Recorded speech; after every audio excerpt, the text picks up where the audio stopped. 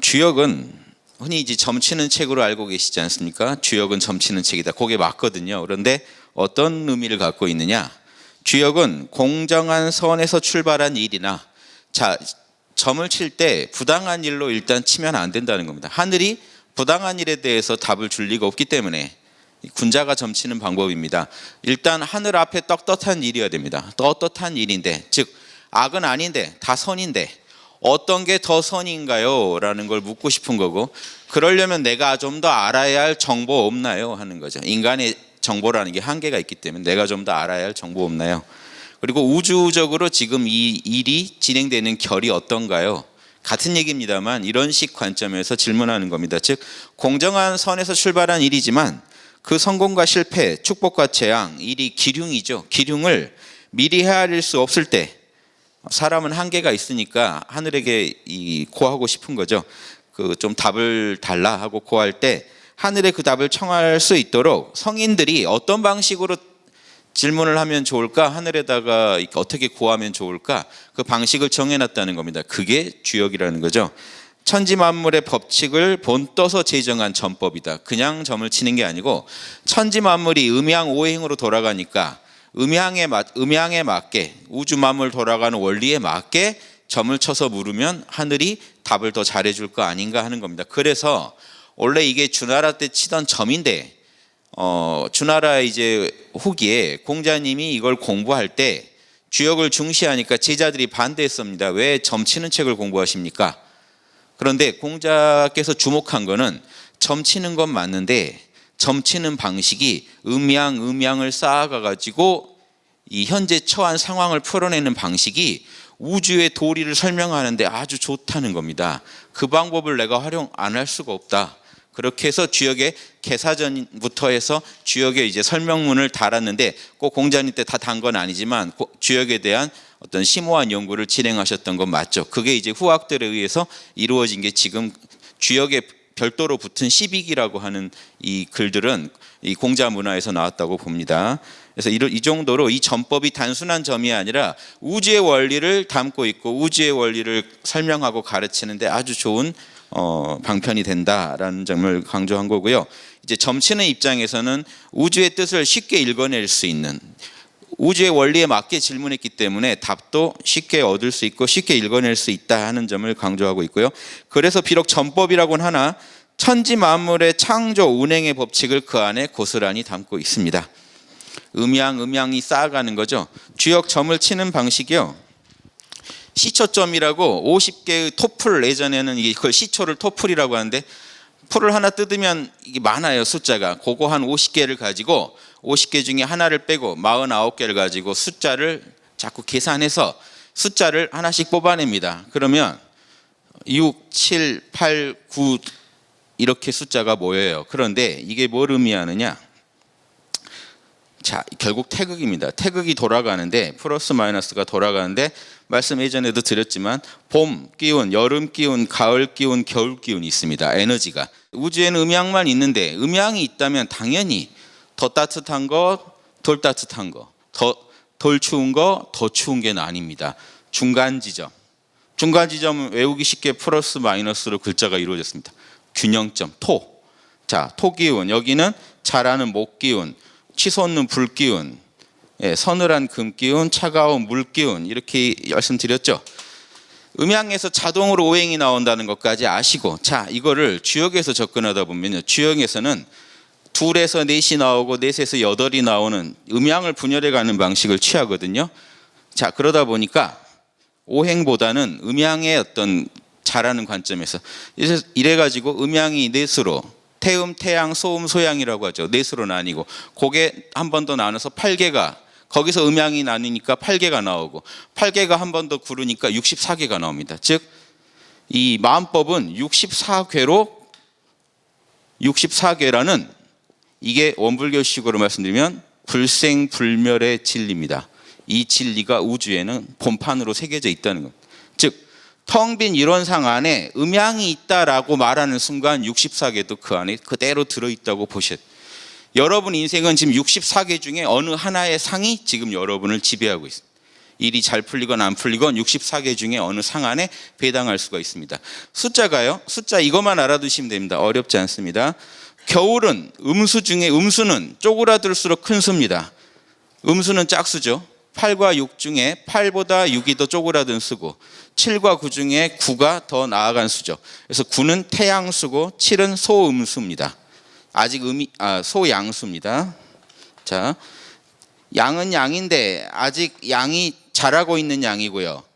왜냐하면 아직 9까지 더 자랄 수 있는 역량이 있으니까 아직 젊은 양, 작은 양 그럽니다. 9는 태양이나 노양, 아주 늙은 양, 아주 큰 양. 8은요. 소음입니다. 아직 한참 더 쪼그라들 수 있어요. 6까지. 그러면 6은 태음이나 노음 그럽니다. 이 정도 숫자만 아시면 돼요. 주역에서. 점을 쳐서 이 숫자를 뽑아냅니다. 그러면 한 번 뽑아낼 때 뭐가 나오는지 아십니까? 6, 7, 8, 9가 나오면은 많은 의미가 나옵니다. 자, 여러분 숫자 뽑아낸 게 첫 번째 이렇게 6개의 효를 쌓아가는 방식이거든요. 점을 치는 게. 맨 처음에 6이 나왔습니다. 그러면 어떻게 될까요? 궤를 어떻게 그으면 됩니까? 6은 태음이기 때문에 현재는 음이지만 곧장 양으로 바뀐다는 의미를 갖고 있습니다. 만약에 두 번째 점을 쳤는데 7이 나왔다. 당분간 계속 양이라는 거죠. 안 바뀝니다. 이해되세요? 이렇게 쌓아가는 겁니다.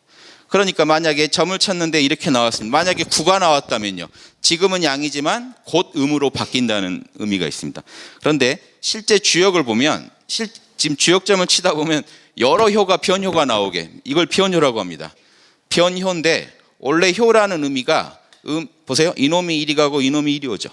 음양이 바뀐다는 의미로 효기 때문에 하나하나를 사실 효라고 부릅니다. 음양이 계속 바뀐다는 뜻이 있어요. 음양은 끝없이 돌고 바뀌면서 돌고 돌죠. 이 공식은 이것만 아시면 돼요. 음양은 이렇게 돌고 돌아요. 이건 나중에 제가 천부경 설명드릴 때 왜 이 숫자가 동양에서 6, 7, 8, 9가 중요한지 말씀드릴 거고, 요게 1, 2, 3 간단하게 말씀드리면 1, 2, 3, 4, 5는 선천수예요. 만물을 굴리는 건 후천수인데 6, 7, 8, 9가 후천수입니다. 10은 왜 안 쓰느냐? 10은 완성수기 때문에 안 써요. 후천은 계속 돌고 돌아야 되거든요. 태극기 보세요. 음양의 모순을 일으켜서 끝없이 돌고 돌지 정지상이 없습니다. 10은 안 쓰고 6, 7, 8, 9만 갖다 쓰는데 9는 양의 대표고 6은 음의 대표입니다. 그래서 효를 읽을 때 1효, 2효 이렇게 읽으십니다. 그러면 1효인데 음이죠. 그러면 이게 초6이 됩니다. 첫 번째에 있는 음이니까 6이라고 합니다. 양은 9라고 합니다. 9와 6으로 음양을 읽어요. 주역 그 경문을 읽어보시면 그렇게 되어 있습니다. 이것만 갖고 한번 설명드리면 이렇게 변화하는데, 자, 여러분이 점을 쳤는데 양이 6개가 나왔습니다. 그런데 주역을 이제 점을 칠 때는요, 변효를 하나로 몰아주시는 게 옳아요. 왜냐하면 원래 주역점은 그거를 가지고 설명한 방식으로 되어 있습니다. 주역 경문을 읽으시면 여러 전법이 있기 때문에 지금은 변효를 여러 개 잡아낼 수밖에 없는데 변효를 모아주는 방식이 있었을 거라고 봅니다. 지금 좀 전해지지 않아요. 다산 선생님께서 변효를 하나로 모아주는 방식을 설명해서 글에 주역 사전에 남겨놓은 게 있어요. 그거 참고하시고요. 아무튼 이게 점을 쳐서 1효가 변효가 나왔다고 치죠. 그러면 건께가 나왔는데 지금 여러분의 상황은 건께가 지배하는 겁니다. 건의 상이, 불생불멸의 진리 중에 건의 상이 여러분의 그 로고스가 되고 여러분의 법이 되는 겁니다. 여러분이 지금 겪고 있는 현상에, 그 일에. 그런데 초효가 통했다 그러면 어떻게 된 거죠? 이게 건께가 나왔는데 이게 나머지는 다 7이 나왔는데 요놈이 9가 나왔어요. 그럼 요놈은 변한다는 거죠. 곧 음으로 변한다는 거죠. 그러면 천풍국계로 변해버리죠. 자, 이 하나 안에 여러분 원불교의 철학부터 이 동서, 이 고금의 우주론의 아주 모든 극치가 다 나옵니다. 이 점을 쳐서 일어난 이 현상 하나에서 우주가 다 설명세요. 자, 궤는 64개밖에 없습니다. 그렇죠? 불변의 진리는 64개밖에 없는데 현상계는 어떻게 돼요? 음양이 끝없이 돌고 돌게 돼 있죠. 자, 이 궤 하나는, 이거는 궤가 가지고 있는 상이라고 하는 이 그림은, 이걸 상이라고 부릅니다. 코끼리 상자. 이 상은 불변의 불생불멸의 진리를 상징하고, 한효는요, 이거는 끝없이 변하는 인과 보응의 원리를, 이치를 나타냅니다. 이거는 뭐냐? 끝없이 변하는 형이하학적인 생장수장의 변화를 나타냅니다. 끝없이 생장수장이죠. 끝없이 돌고 돕니다. 무한하게 돌고 돌면서 음양이 변해요. 자, 한편으로는 불변의 그림이 있고 현상계에서 점을 치면 무한한 변화를 읽어내요. 자, 어느 효가 변할지 몰라요. 어느 효가 아무튼 변해버리면, 변하면은 보세요. 여기는 하늘을 상징하고 위에 두 개는, 가운데 두 개는 사람, 밑에 두 개는 땅을 상징합니다. 사람이 중간에 있죠. 요 구조로 우주의 어느 부분이 변한다는 겁니다. 변함으로써 적용되는 상이 바뀌어버려요. 자, 효는 끝없이 음에서 양으로, 양에서 음으로 변하기만 하고, 이거는 현상계가 돌아가는, 원불교식으로 말하면 대소유무에서 작은 세계가 유무로 나타났다 사라졌다, 양이 됐다 음이 됐다 변하는 걸 상징하고, 상은 대를 상징합니다. 불생불멸의 절대계의 진리를 상징해요. 그 절대계 진리 안에 64개의 원판이 있다는 거예요. 원판은 바뀌질 않아요. 그 원판대로 여러분이 살아가시는데, 적용되는 이 지금 그 상은요, 수시로 바뀌죠. 음양이 계속 바뀌니까. 점을 쳐서 읽어내면 어떤 게 나오는지 아시겠죠? 지금 현재 상이 앞으로 어떤 상으로 바뀔지를 읽어내는 겁니다. 자, 건께는요, 이 하나하나가 용을 상징합니다. 양덩어리이기 때문에. 요즘 드라마 육룡이 나르샤가요, 주역의 이 육룡에서 나온 거예요. 육룡이 하늘로 날아오른다 하는 주역의 경문에서 나온 겁니다. 용이 꽉 찼죠. 그런데 다 용이에요. 하나의 양이기 때문에 하나하나가. 그런데 초효가 변해버렸어요. 그러면 이 양덩어리가 밑에가 음으로 찢어져 버렸잖아요. 요거는 손깨가 되고, 손깨는 굴복한다는 뜻이 있고, 원래 손깨는 바람이죠. 바람은요, 굴복한다는 게 바람이 또 어디 낮은 곳으로 잘 들어간다는 뜻도 있고, 밑에 음이 위에 양이 두 개가 있다 보니까 겸손한 모습으로 있는 그 형상도 되고요. 자, 그러게 되니까 어떻게 돼요? 이 용은 용인데 못 쓰는 용이에요. 잠용 무용이라고 설명이 나옵니다. 그럼 주역의 한 효를 읽으실 때도 주역 쓰신 분은 여기까지 감안하고 얘기를 하고 있어요. 근데 주자가 푼 주역은 이 그림을 안 보고 이것만 보고 풀이합니다.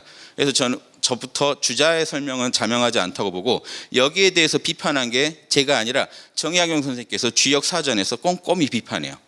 주역은 분명히 여기까지 해서 읽어내게 돼 있는데 여기를 안 읽어내고 그냥 양 그대로 두고 설명을 달아버렸으니 맞겠느냐? 저는 그게 자명하다고 봅니다. 그래서 제가 주역 공부할 때는 정약용 선생님 글을 많이 참고했습니다. 이게 다예요. 여러분 주역 이제 읽으실 수 있어요. 제가 아주 핵심만 설명드린 겁니다. 자, 이러니까 점을 친다는 의미가 뭐죠? 나는 지금 어떤 로고스의 지배를 받고 있나, 어떤 원리, 우주의 불생불멸의 그림 중에 어느 그림 밑에 있나를 알 수 있는 거죠. 지금 제 상황. 그리고 앞으로 상황은 어떻게 바뀔 건가, 다음 준비하고 있는 그림은 뭔가까지 읽어낼 수가 있어요. 그러니까 자 보세요. 우주, 이게 원불교에서요, 예전에도 한번 읽어드렸는데 정산법어에 나오죠. 스승이 있다. 사람 스승이 있고 또 하나 우주 스승이 지금 답을 보여주는 방식이에요. 우주 스승은 이렇게 우주가 굴러가는 모습을 통해 나한테 길을 가르쳐 줍니다. 그런데 또 하나 스승이 있죠. 양심 스승. 내 안에서 양심은 자명하다 찜찜하다 신호를 통해서 이걸 다 알고 있어요. 양심 스승은. 그래서 사실 저는 점치는 것이 그렇게 필요하지 않다고 봅니다. 점치는 거 먼저 뭐가 필요합니까? 내 양심에 이미 신호가 오는데 가라 마라가 이미 온단 말이에요. 그걸 따르면 되죠. 그런데 결국 그 답이 다 같을 거다 이겁니다. 혹시 하나가 다르다면 양심 스승 말을 들어야 됩니다. 왜냐? 주역점이라는 게 쳐놓고 안 맞으면 허망해요. 저도 젊었을 때 점을 많이 쳐봐요. 저 예쁜 여자랑 잘 될까요? 안 된다가 나와요. 아, 하느님 자세히 얘기를 더 해주세요. 못 받아들입니다. 더 정확하게 얘기 좀 해주세요. 제가 생각하기에는 아직 지금 뭔가 섣부르게 판단하신 것 같아요. 자, 뭔 말이냐면 욕심이 붙으면요, 이걸 왜곡시킵니다. 인간이 양심을 안 따르는 순간에 이 점도 사실은, 점이란 건 결국 해석인데 의미가 없어지더라고요. 양심이 중요하다는 걸 제가 많이 느꼈고, 정말 사심 없이 쳐서 사심 없이 그 괴를 받아들이고 읽어내려면 여러분 이 마음이 깨어 있어야 되고 지혜로워야 되고 욕심을 스스로 다스릴 줄 알아야 됩니다. 어려워요. 그래서 이 실제로 점을 제대로 군자처럼 활용하기는 어렵다. 그래서 이 점의 취지를 제가 먼저 말씀드리는 겁니다. 그래서 주역이라는 건 점 치는 게 중요한 게 아니라 주역을 통해 우주 변화의 원리를 이해하는 게 더 중요하다고 봅니다. 하느님은 이 동양의 하느님입니다. 어느 특정 종교의 하느님이 아니라 하느님은 양심을 통해 곧장, 양심 스승을 통해 곧장 우리 마음을 열어줍니다. 사실은. 그런데 이것만으로 내가 자신이 없을 때 점을 쳐서 역법을 통해 점을 쳐서 괴상이 나오면 이제 우주 스승의 가르침까지 받는 거죠. 아, 괴상을 보고 내가 이렇게 되겠구나 하는 거를 이 괴상으로도 우리 앞길을 열어주시는 게 하느님이다. 전지전능한 자리니까. 이 두 가지를 겸비하면 천명, 우주의 명령을 정확히 읽어낼 수 있기 때문에 순천, 하느님의 순복하는 삶을 사는데 실수가 없을 것이다. 이게 주역의 본 취지입니다. 자, 왜 여기라고 하는지 아십니까? 불생불멸의 진리라는 건 양을 말합니다. 끝없이 변화하는 세계는 음을 말합니다. 결국 두 개를 합치면 글자가 뭐가 될까요? 양은 상이 대표하고 끝없이 변하는 음은 효가 대표합니다. 상과 효가 주역을 대표하고 그걸 한 글자로 하면 양과 음입니다. 해와 달 해서 역이 됩니다. 이해되시죠? 역이라는 한 글자 안에 다 들어있어요. 불생불멸의 절대계의 태양과 같은 그 영역과 달처럼 끝없이 커졌다 작아졌다, 보름이 됐다가 사기 됐다, 보름이 됐다 사기 됐다 하는 달로 상징되는 이 인과 보응의 음양 상승의 이런 이치와 이 두 개가 하나로 돌아가기 때문에 역이라고 합니다. 하나로 돌아가. 이런 원리를 주역을 통해서 공자님이 보시고 사람들이 왜 점책을 연구하냐고 하는데도 연구하신 겁니다. 이 안에 진리가 있다. 그거를 주역 경문 자체는 원래 내려오던 주나라 때 경문 자체는 그냥 이게 나와서 이런 일 났다. 각각의 사례가 적혀 있을 뿐인데 공자님께서 저거를 철학으로 연구해서 철학적인 내용, 우주론적인 내용을 담아놓은 게 주역의 뒤에 붙은 계사전, 설계전이라는 이 부록들이에요. 거기에는 이제 더 철학적인 내용으로 접근합니다. 제가 그래서 계사전, 설계전 얘기를 많이 드릴 텐데 계사전, 설계전과 그대로 통하는 경전이 하나 있는데 중용이에요. 중용은요 동양의 신학입니다. 하느님이 우주를 어떻게 경영하는지, 그리고 그 하느님의 뜻에 맞게 우리는 지난번 강의에도 말씀드렸지만 늘 불멸의 자리에서, 중용 사상입니다. 불멸의 자리에 내 중심을 잡고 변화하는 음양의 세계에서 항상 조화를 이루며 살자. 그래서 중화를 이루어간다 해서 중용 그럽니다. 중화를 이루어가는 이 삶이 중용이라고 하기 때문에 이 중용은, 그런데 그 배경이 이런 역학적 배경을 갖고 있어요. 그래서 중용은 동양에서 소주역이라고 늘 불렀습니다. 소주역이라고 불렀습니다. 그래서 중용에서 하는 말 좀 들어보실래요? 공자께서 말씀하시길, 하느님의 덕, 우주의 근원의 본체의 덕은 성대하구나. 보고자 해도 보이지 않고 들으려고 해도 들리지 않고 오감을 초월한 영역이라는 거죠. 그런데 만물의 본체가 돼서 빠뜨릴 수가 없구나. 요게 이제 중용에서 말하는 신학입니다. 이 하느님 얘기입니다. 중용이나 주역은 다. 맹자집주에서 주자가 이런 말을 합니다. 마음이 우리 하느님 자리예요. 마음이란 사람의 신명이니, 동양에서 신명이라고 하는 건 하느님을 말합니다. 하느님 자리. 여기에 원불교에서 말한 대소유무의 원리가 다 들어있습니다. 여러분의 참나 자리, 불변의 여러분의 본 모습은요 이론상 텅 빈 자리입니다. 이 안에 그런데 음양이 다 들어있습니다. 그래서 텅 빈 거로 그리면 동양에서 무극 그러고, 음양 그려놓으면 태극 그럽니다. 우주의 씨알이란 측면에서는 태극, 본래 스스로 텅 비었다는 뜻에서는 무극 그럽니다. 뭔 자리냐면 제가 혼자 있을 땐 무극입니다. 주변 관계랑 제가 전혀 상관이 없죠. 저 혼자인데 집에 가서 제 자식들이 있으면 제가 태극이 돼버립니다. 아버지가 돼요. 만물을 낳은 자리가 됐을 땐 태극이라고 그러고, 환극이란 말도 있는데 이거는 이제 용돈 주고 제가 집안을 경영하면 환극이 됩니다. 경영자일 때는 임금 노릇까지 하면 환극 그럽니다. 우주 만법은요 0과 1로 이루어져 있습니다. 컴퓨터처럼 1과 0이라면 1과 0이 갖춰져 있으면 그 무한한 조합도 이 안에 다 들어있는 거예요. 그 조합 중에 일부를 취해서 64개로 설명을 해보는 겁니다. 사실은 더 들어가면 더 쪼개지겠죠. 자, 그런데 이런 절대계 참나 자리가 있는데 그 안에 음양이 들어있으니까 이런 여기 현상계, 우리 에고의 영역, 참나의 영역과 에고가 하나로 돌아간다면 무상하게 변화하는 에고의 세계와 불생불멸의 참나의 세계가 하나로 돌아간다고 했을 때 여러분이 당연히 아실 수 있는 게, 여기까지 이해하셨으면 불생불멸 안에 있는 이 정보들이 현상계에 구현될 테니까 똑같이 구현되겠죠. 현상계에서도 음양이 펼쳐질 수밖에 없습니다. 자, 그러니까 절대세계 안에 있는 절대세계, 이 시공을 초월한 세계 안에 마음법이 갖춰져 있는 것을 주자는 구중리 그럽니다. 어려운 용어 한 번만 쓸게요. 모든 원리를 갖추고 있다라고 했습니다. 이게 주자가 설명한 거예요. 그럼 이 자리가 모든 원리를 갖추고만 있습니까? 아니죠. 현상계를 그 원리대로 경영하고 있죠. 그 환극의 입장에서 그 능력을 응만사 그럽니다. 예. 만사에 응한다. 만사에 응한다. 지금 주자도 이걸 다 의식하고 쓴 겁니다. 이거를 신명이라 그래요. 동양에서 신명. 천신지명의 줄임말입니다. 하느님은 양의 속성도 있고 음의 속성도 있기 때문에 양의 속성으로 천신, 하늘처럼 신령해서 만유의 모든 원리를 꿰뚫고 있고 불생불멸의 원리를 꿰뚫고 있고, 땅처럼 실제로 여기가 대를 더 나타낸다면 소를 나타냅니다. 큰 거 안에 대소유무의 원리를 다 갖추고 있으니까 큰 것대로 우주의 큰 그림을 그리고 있고, 작은 만물들을 만들어내는 능력까지 갖추고 있다는 거예요. 만들어내고 경영하는 능력까지. 이런 현상계를 작은 걸로 보고 절대계를 큰 걸로 봤을 때 요소라는 거는 절대계 안에 이 소가 따로 있다는 게 아니라 이 큰 절대계가 현상계를 경영하는 측면에서는 응만사라고 합니다. 만사를 경영한다. 이거를 참나가 가지고 있는 하늘적인 요소와 음적인 요소, 땅적인 요소라고 합니다. 주역은 이 두 가지로 또 음양을 만들어요.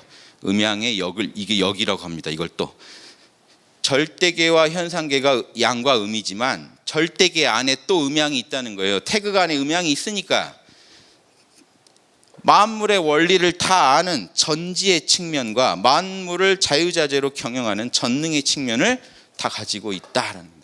지혜와 방편. 예, 또 다른 말로는요. 예, 이게 만물의 원리를 다 알고 있다니까 지혜죠. 불교에서 반야라고 합니다. 근데 그 반야를 자유자재로 펼친다는 얘기죠. 현상계에서요. 방편이라고 합니다. 반야와 방편. 이런 능력을 갖추고 있는 게 하느님이다. 그래서 우리 마음자리가 바로 인간의 하느님이다. 이게 주자의 얘기입니다. 자, 요 정도 알고 주역을 보시면, 건의 도는 남성을 이루고 곤도는 여성을 이룬다. 건의 도는 남성을 이루고 곤도는 여성을 이룬다. 음양을 얘기합니다. 역 안에는 음양이 있는데, 건은 시작을 주제하고 곤은 땅을, 만물을 만드는 것을 위주로 한다. 자, 만물을 크게 시작하려면 정보가 있어야 되죠. 만물이 실제로 꼼꼼하게 다 갖추어지려면 이 전능의 힘이 있어야 됩니다. 하늘이 이 두 힘으로 만물을 만들어낸다, 창조해낸다 이겁니다. 결국 여기서 건곤이라고 하는 거는, 건곤은 두 가지 의미로 말할 때가 있습니다. 8개 중에도 건곤이 있죠. 그럴 때는 여러 제후 중에 하나로서 건곤을 말하는 거고, 지금 주역에서 건곤 그럴 때는 하느님의 두 모습을 말하는 겁니다. 하느님의 갖추고 있는 음양의 모습. 요게요, 글마다 문맥 따라 조금씩 달라요. 그러니까 잘 읽어내셔야 된다. 지금 건곤을 말하고자 하는 거는 8개가 아니고 건곤만 딱 빼서 얘기하고 있죠. 이거는 하느님의 두 모습이에요. 신이 음양 두 가지로 우주를 만들어낸다. 자, 보세요. 양은 만물을 시작시키죠. 음은요, 만물의 결실을 맺어주죠. 봄, 여름이 양이고 가을, 겨울이 음이니까 맞는 말이죠. 그래서 이 만물을 시작시키려면 정보가 있어야 되고, 만물을 또 완성시키려면 능력이 있어야 된다. 이런 측면을 강조하고요. 건은 쉬움으로써 알아내고 곤은 간단함으로써 일을 처리한다. 전지전능하다는 얘기입니다. 건은요, 우주의 이 건은 쉽게 알아버려요. 그냥 우주의 원리, 우주의 불생불멸의 진리부터 인과응보의 이치까지 그냥 안다는 얘기예요. 쉽게 알아낸다는 얘기가 공부를 조금만 하면 안다는 얘기가 아니라 그냥 알고 있다는 얘기를 그렇게 쓴 겁니다. 그냥 알고 있고, 또 고는 간단하게 일을 처리해버린다. 그냥 해버린다는 거예요. 이론상이요, 머리 싸매고 공부해서 우주를 굴리는 게 아니라 통으로 그냥 알고 있고 우주를 그냥 경영한다는 것을 이지간능이라고 부릅니다. 주역에서는. 이게 전지전능의 다른 표현이에요. 이지간능. 그러니까 자, 이 얘기가요, 우주만 이럴까요? 인간도 이럴 수 있다는 겁니다. 인간도 이 능력을 갖추고 있다. 인간 안에는 전지전능의 그 양심이 있다 이거고요. 자, 원형리정은 천도의 영원함이요 인의해지는 사람의 본성의 강령이다. 요게 주자가 소학에서 얘기한 건데, 요 안에 이제 이 텅 빈 하나의 이론상의 진리 안에 추나추동이 선명하게 갖추어져 있기 때문에, 하늘도 저렇게, 원형리정이라는 거는 생장수장을 말합니다.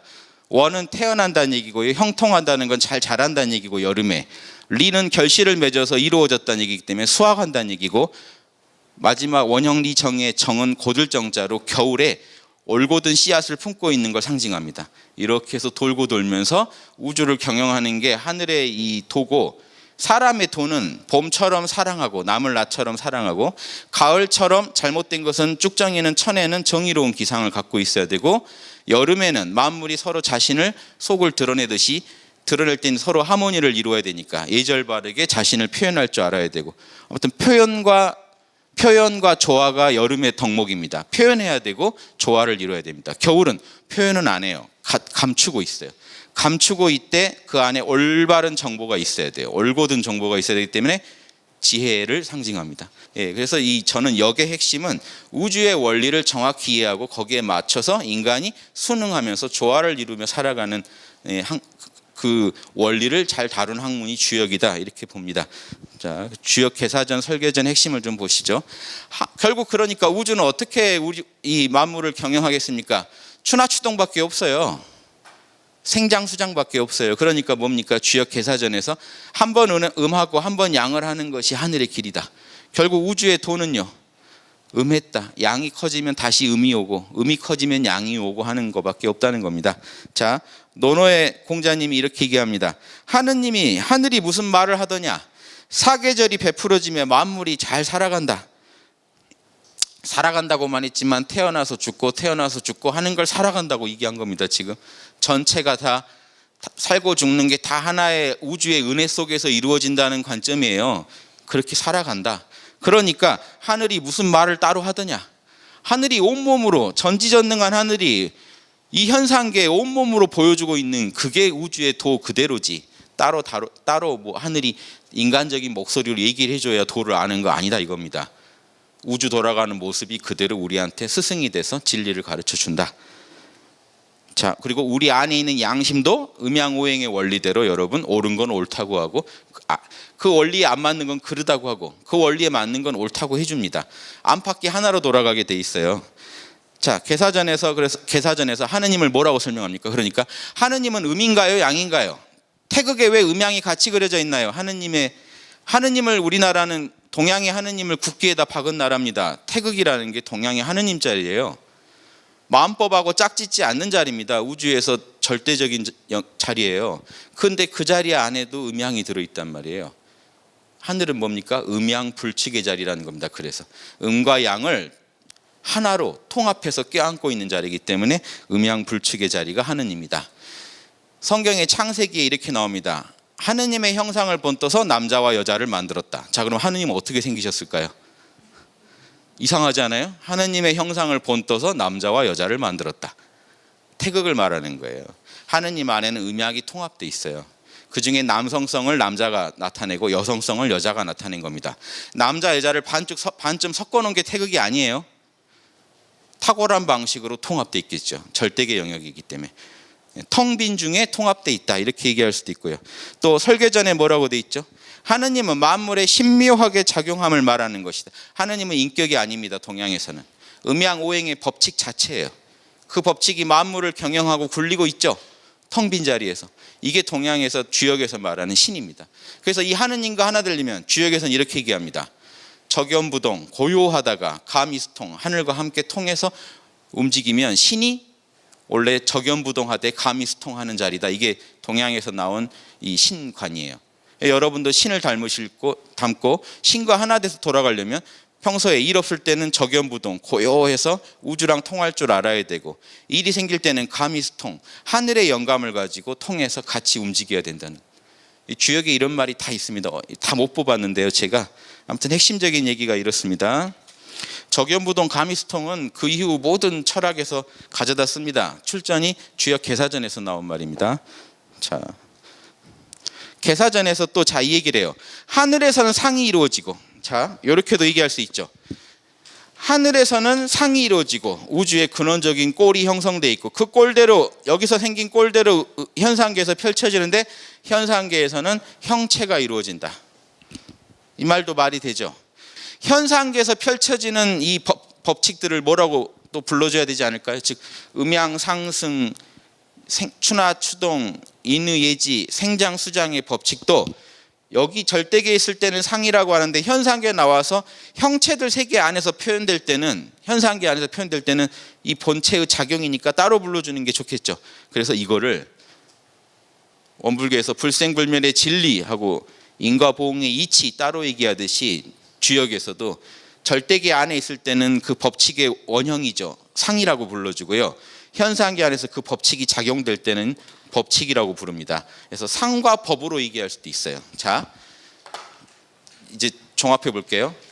이 우주의 불변의 그림, 64개의 불변의 정보들 때문에 현상계를 운영하는 법칙이 나오고 그 법칙대로 현상계가 꼴을 지어가는 게 우리 이 상에서 법이 나오고 법대로 형이 만들어져 가는 게 우주 변화의 원리라는 겁니다. 우주가 이렇게 굴러가는 역의 모습이에요. 그래서 개사전에서 다른 데서 이렇게 얘기합니다. 형이 상자, 형 이전의 존재는 도라고 하고 형이 하자는 그릇이라고 한다. 꼴을 이루고 있으니까 도를 담는 그릇이라고 한다.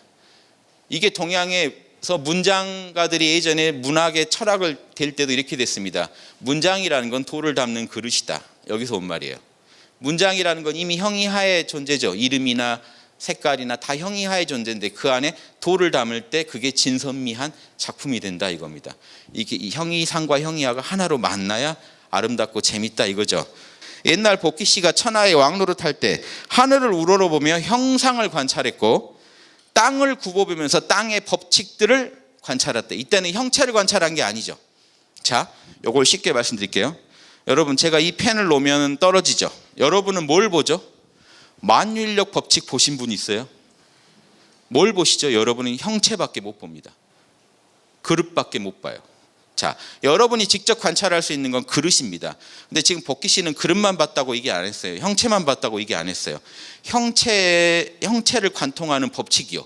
보편적 법칙 뭡니까? 그게 음양오행이고 생장수장이고 추나추동이죠. 그리고 그 중에 하나가 지금 만유인력의 법칙입니다. 여기 떨어지잖아요. 놓으면 떨어지죠. 만유인력 법칙이 보이시죠? 형체로. 자, 법칙 자체는 안 보이지만 형체를 통해 표현되는 법칙을 봅니다. 자, 현상계에서 여러분이 관찰할 수 있는 것, 즉 과학의 영역은요, 형체를 통해서 형체를 관통하는 법칙이 보입니다. 그런데 지금 제가 펜을 안 들었을 때는 그 법칙은 어디 있죠? 절대계에 있어요. 절대적인 영역에 있습니다. 만유인력 법칙의 뿌리가 있어요. 그 뿌리가 상이라는 겁니다. 그 상이 있으니까 제가 펜을 드는 순간 만유인력 법칙이 출동 준비하고 있죠. 놓기만 해라 바로 표현해버리겠다. 형이하의 세계에서는 법칙이 표현되는 세계고 형이상의 세계는 법칙이 그 뿌리 본체 상태에서 갈무리 되어 있습니다. 그걸 상이라고 하고 표현되면 법이라고 하는 겁니다. 그래서 우주를 낳고 창조하는 게 여기다. 그 중에 형상을 이루는 것은 하늘이요, 법을 본받는 건 땅이다. 즉 이 두 개가 결국은요 이론상의 태극자리가 하는 일입니다. 한편으로는 상을 갖추고 있으면서 한편으로는 형이하학적으로 그걸 가지고 법을 통해서 만물을 표현해내요. 이렇게까지 연구를 하시면 이제 주역이 재밌습니다. 간단하게 이것만 기억하셔도 돼요. 여러분이 보시는 거는 특정 개체 펜이 떨어지는 것만, 위치를 이동하는 것만 보셨지 만유인력 법칙을 보신 적이 없지만 이놈도 떨어지고 저놈도 떨어지고 사과도 떨어지고 다 떨어지는 걸 보고 법칙이 있다. 법칙이 있다. 형이하의 법칙이 있다는 걸 알아냅니다. 이 형이하의 법칙은 어디서 나왔을까? 형이상의 근원에서요. 그럼 그때는 걔는 어떻게 그 안에서 존재할까? 꼴로, 상으로 존재한다. 이게 주역의 얘기입니다. 여기까지 이해하셨으면 주역 다 이해하신 거예요? 서태산 대종사께서 정리를 잘 해놓으셨어요. 사라는 건 현상계에 나타난 일이에요. 현상계에 나타난 모습들은 12에 옳거나 그르거나 이롭거나 해롭거나 이런 다양한 모습이 나타나는데 원리로 들어가면 대소유무의 원리가 들어있다. 그럼 대소유무 안에는 상과 법이 다 들어있다는 거 아시겠죠? 사가 형체라면 리 안에는 상과 법이 다 들어있어요. 구체적으로 표현되는 법칙은 소에 관련된 법칙이고 더 근원적인 법칙은 대에 관련된 법칙이겠죠. 자, 그 중에 대는 뭐냐? 대라는 건 우주 만유의 본체를 말한다. 이해되시죠? 절대계의 이론상자리입니다. 소란 무엇이냐? 만상이 형형색색으로 구별된다. 자, 여러분은 작은 거밖에 안 보여요. 그래서 대는 못 봐요. 여러분 눈으로 보실 수 있는 건 작은 것밖에 안 보입니다. 작은 것들 안에서 유무가 돌아가는 걸 보고 유무의 법칙을 찾아내고 이 모든 게 어디서 나왔을까? 대에서 나왔겠구나 해서 여러분이 영으로 알아내는 거지 직관으로 알아내는 거지 대니 법칙이니 하는 것도 사실 우리 눈에는 하나도 안 보여요. 이해되시죠? 직접 오감으로 체험할 수 있는 거는 소의 세계다. 거기에 대의 세계에 대한 직감이 있어야 여러분이 하나씩 문제를 철학적으로 풀어나가실 수 있다. 유무라는 거는 천지가 추나추동 사시로 순환하는 거다 이겁니다.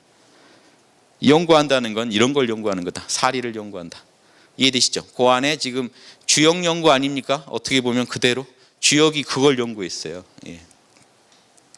그래서 이거를 주자가 뭐라고 했냐면 제가 풀어놨습니다만 천하의 원리에 두 가지가 있으니 형이상학의 원리는 상이라고 지금부터 부릅시다. 형이하의 원리는 법이라고 부릅시다.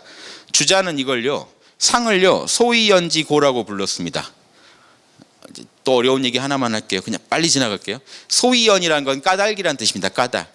우주 만물의 근원적인 까닭은 여기 있거든요. 대자리에. 위대한 절대계 자리에 우주 만물의 근원이 있기 때문에 까닭이 되는 연고라고 불렀고요. 상을. 형이하에서 표현되는 법칙은요. 소당연지칙. 마땅히 그러한 모습으로 끝없이 반복되는 법칙. 두 개 구분 이해되세요? 조선시대 선비들은 500년간 이거 서당 다니면 저거 다 배웠습니다.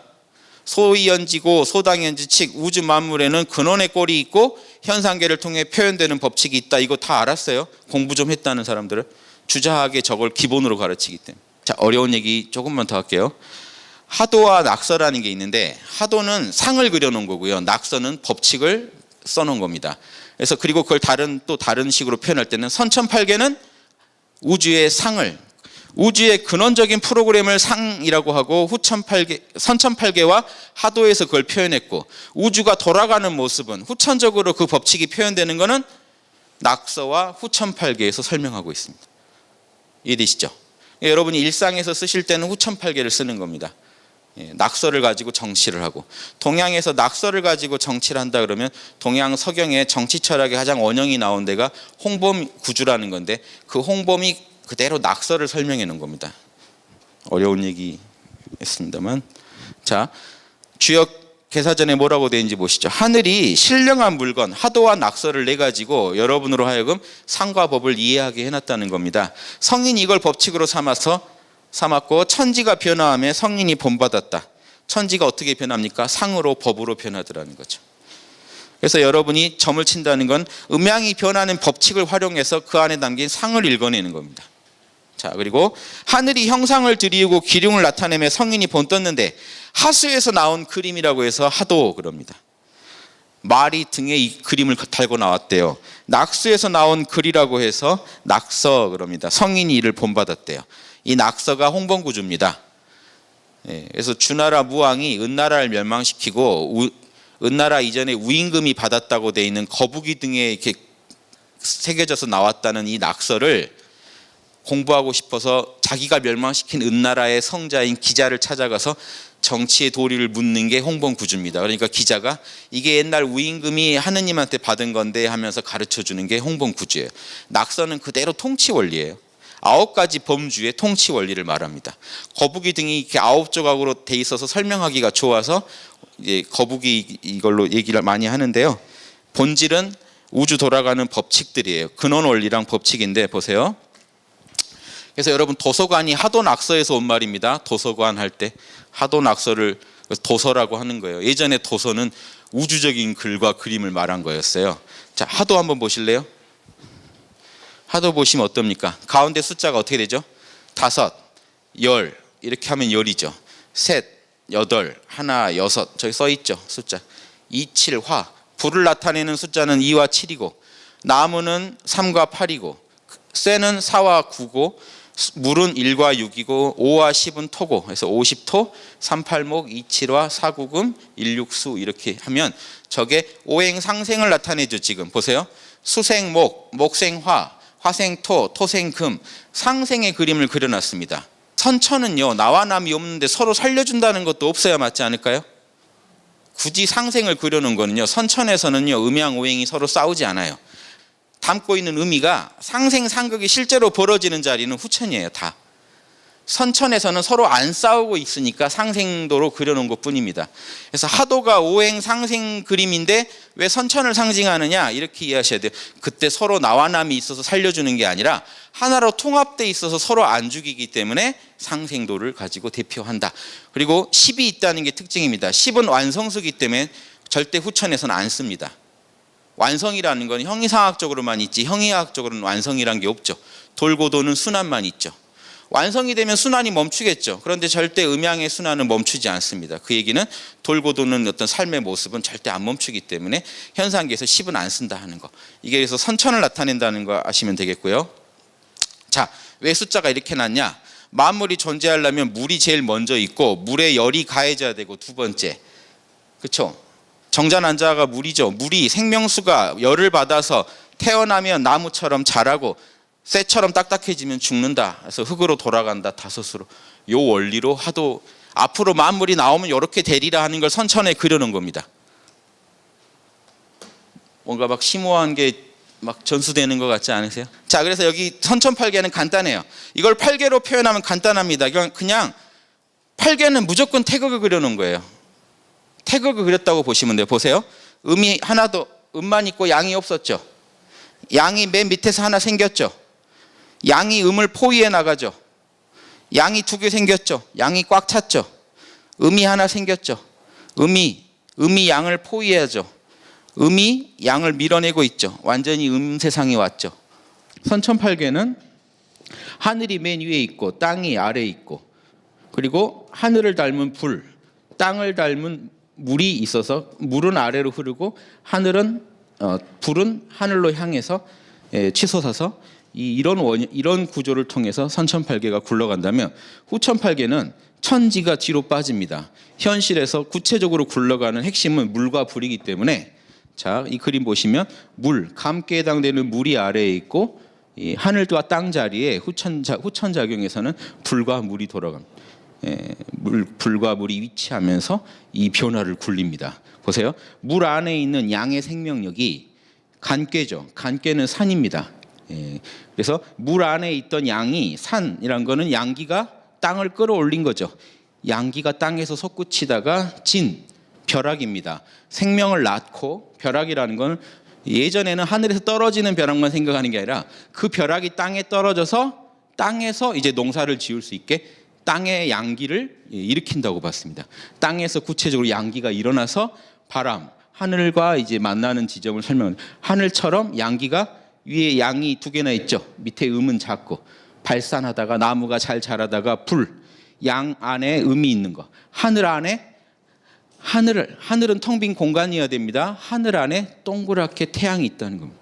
분리돼서 이게 하늘 안에 음기가 있기 때문에 오히려 또 빛날 수 있다는 겁니다. 그래서 이 불은 태양이고요. 이 강력하게 타오르다가 음기를 만나서 이 태양 리께 안에 있는 음을 그려놓은 겁니다. 태양 안에 불 안에 이미 양 안에 음이 있더라는 거예요. 그 음이 다시 양을 위에서 끌어내려서 택괴는요. 택괴는 순양인데 위에 음이 있죠. 음이 위에서 음은 끌어내린 작용이고 양은 올라가는 작용이니까 음이 양을 끌어내렸다는 의미도 있고 가을이라는 의미도 있고 요거는 뭐죠? 이건 감깨죠. 감깨 밑이 막히면 뭐죠? 감깨는 흐르는 물인데 보세요. 곤깨는 입자들만 있죠. 흙입니다. 흙. 근데 가운데 양이 하나 있으면 흙이 흘러요. 흙이 한 덩어리가 돼서 같이 흘러요. 그런데 밑에 양이 하나 더 있으면은 고입니다. 밑이 막힌 고인물을 상징해요. 연못을 상징합니다. 연못이면서 동시에 음기가 양기를 누르는 가을을 상징합니다. 이 택괴, 음기가 이제 양기를 제압하는 시절을 지나 자, 그런데 양기가 더 강해졌죠. 이거 뭔 말일까요? 양기가 쪼그라들어 감깨가 됩니다. 감깨 안에 있는 양기를 그리는 거예요. 양이 아직 죽지 않았다는 걸 그리는 거예요. 양은 결코 사라지지 않는다고 그리는 거지 저 때가 양이 창성할 때가 아니에요. 지금 가을에서 겨울 넘어갈 때니까. 이렇게 해서 양기가 어떻게 한 해 동안 돌아가는지를 그리는 겁니다. 이게 오행으로 설명하면 오행, 상생, 상극에 다 들어가요. 보세요. 물은 간토라는 물은 토를 만나서 진목을 낳고 진목 손목은 목생화 불을 낳고 불은 화생토 토를 낳고 토생금 태금 건금이 다 금이거든요. 금을 낳고 금생수 물을 낳는데 물이 바로 나무로 가는 게 아니라 중간에 토를 거쳐서 가는. 요거는 극입니다. 상생상극이 다 들어있는 거예요. 호천팔계 안에는 상생으로만 돌아가 있잖아요. 간토가 중간에 있음으로써 이 토극수 목국토 작용도 설명이 돼 있는 겁니다. 그래서 중심에 토가 위치하면서 가운데 토가 위치하면서 오행을 이렇게 굴린다. 현실은 이렇게 굴러간다. 그래서 선천팔계, 후천팔계를 함께 보시면요. 가운데 있는 선천팔계는 선천적 프로그램이고 후천적으로 법칙을 통해 돌아갈 때는 인과 법칙을 통해 돌아갈 때는 이렇게 돌아간다. 그래서 원불교에서 뭐라고 하죠? 불생불멸의 원리가 있고 인과 법칙이 있다고 하는 게 이겁니다. 이 두 개가 함께 굴러서 이 기틀을 만들어낸다는 게 이 원리입니다. 선천은 불생불멸이고 그 원리대로 후천에서 인과가 펼쳐져요. 마음대로 인과가 펼쳐지는 게 아니에요. 여러분 현실은 어떻게 돌아갑니까? 카르마로 돌아가죠. 인과 때문에 이렇게 됐죠. 근데 인과만으로 이렇게 됐을까요? 사람은 이렇게 움직이라고 이미 정해져 있는데요. 자, 이런 것들은 선천 법칙이에요. 선천 불생불멸의 법칙이 있어요. 적회. 8개가 이미 있기 때문에 만물이 나오면 딱 8개 형상으로 나옵니다. 벼락이 나오고 연못이 나오고 이게 다 나옵니다. 선천 프로그램 때문에 생기지만 굴러갈 때는 또 후천적인 서로의 인과를 지으면서 저렇게 돌고 돈다. 오행 상생 상극을 통해 돌고 돈다. 이게 이 주역의 핵심 원리입니다. 자, 이걸 우리가 알자는 게 이렇게 자연 이렇게 돌아가는 거 알고 끝내자는 게 아니고요.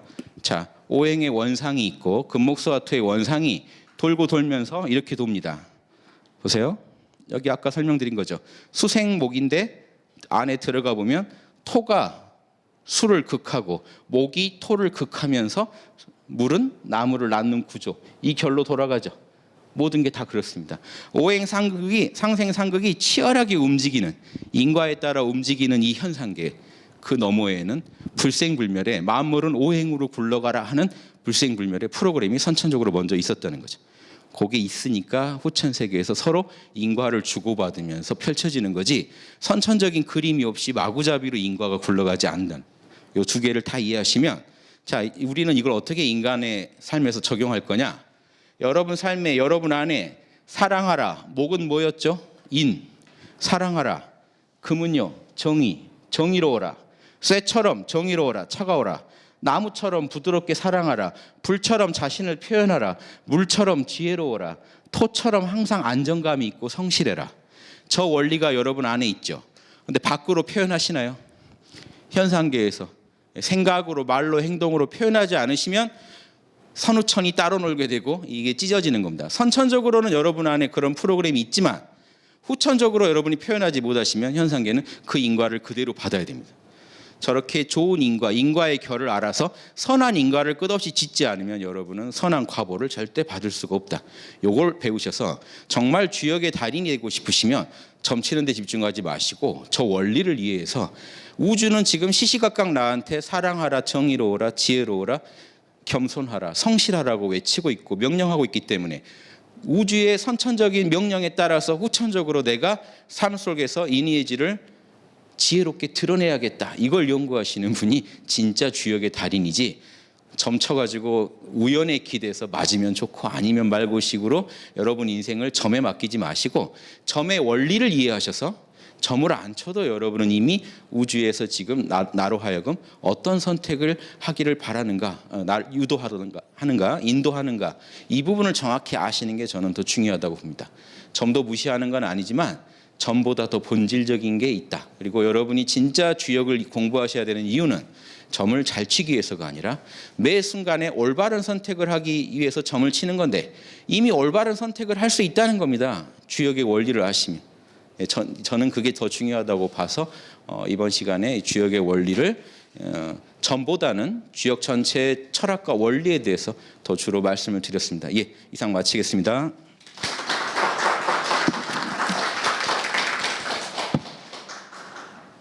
주역 강의 하나 들으신 것 같죠?